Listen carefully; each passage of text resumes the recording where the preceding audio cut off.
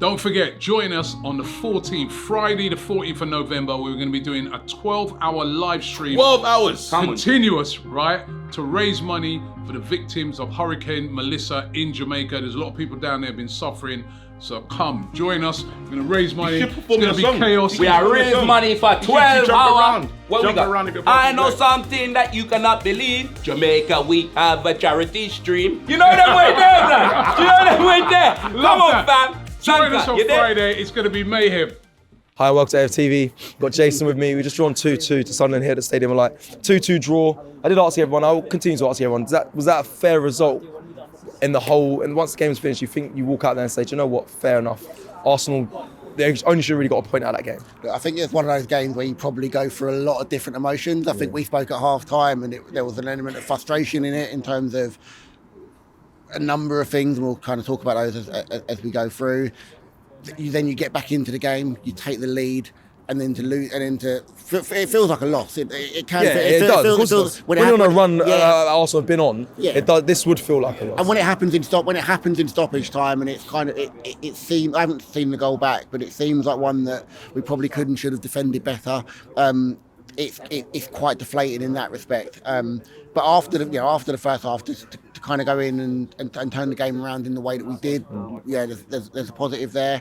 I thought they were excellent. I thought Sunderland were really good. I thought they set up really well. I thought when they set up with their back five, Hume then just drops into midfield and they play out with a four. So they're kind of able to adjust their shape to the opposition. Did Arsenal struggle today, or not?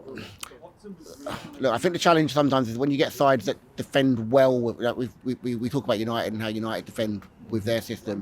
When you get sides that can defend well with that system, they shut off all of the spaces because they defend wide spaces really well. Then you defend the centre of the pitch because you get good numbers in there. And then if you're able to counter-attack really well through the centre and you can attack those central spaces, you make it quite threatening because you kind of everything has to be perfect, everything has to be pristine. You give a ball away, you get a turnover, and they're kind of in. And like I said, where they defend, where they play with a five, but then Hume drops in and kind of gives an overload in the midfield. They're a really well organised side. How they cope with the AFCON will be quite interesting. I think that might affect them in some ways. So maybe their tail off won't be at the end of the season. It will be that middle part. It'll be that middle part of the season. But they played. They tried to play. They tried to get at us, which a lot of sides that are better than them haven't done. So credit to them for that. But naturally, when you go 2-1 up and you go into the 90th minute, and you don't come away with all 3 points, you're always going to be a little bit disappointed.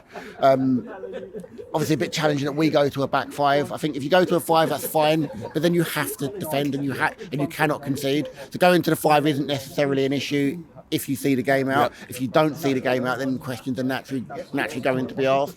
I think if you don't go to a five and you concede, I don't think anyone's going to ask the question on the other end. So in that respect, it's quite challenging. But then also, as much as we have squad depth and we talk about it, attacking options today are a 15-year-old, a 17-year-old, and an 18-year-old. So coming away to a game like this, we saw what Dalman did to maybe Newcastle in pre-season, but doing it in pre-season and then coming back to the northeast on a cold Saturday night, it's a lot different. It is different. As much as I want him to play. No, look. I get it. And in some respects, the game was probably calling out for his 1v1 excellence because you want to be able to kind of get past someone and open something. And when Trossard was able to do that, we were able to score. So you could absolutely understand how and why someone with the quality of Dalman would maybe change the game. But certainly once you go 2-1 up, you can't be dropping. We cannot be dropping points from when we did this last year. Last year we dropped a lot of points from winning positions, and I think we've been better this season. We've been more solid. It's frustrating. You're trying to take a lot in. A lot of players are going to come back, which I think hopefully for me is going to give us a few more options coming off the international break. But again, all of those players need to be managed because we're in a situation where maybe too many players coming back at at exactly the same time. So there just has to be something about how we manage them. But look, credit to Sunderland today. I thought they were a good side. I thought the fans were good. Trips to the northeast are always tough, but they're always a good laugh. Newcastle fans are always good. Sunderland fans are always good. They won't want me to hear them say that about each other, but unfortunately or fortunately they are. And yeah, we go into an international break now. Hopefully get a few players come back in. Watch tomorrow with interest. It's deflating. It's deflating. A long journey back, but we are where we are.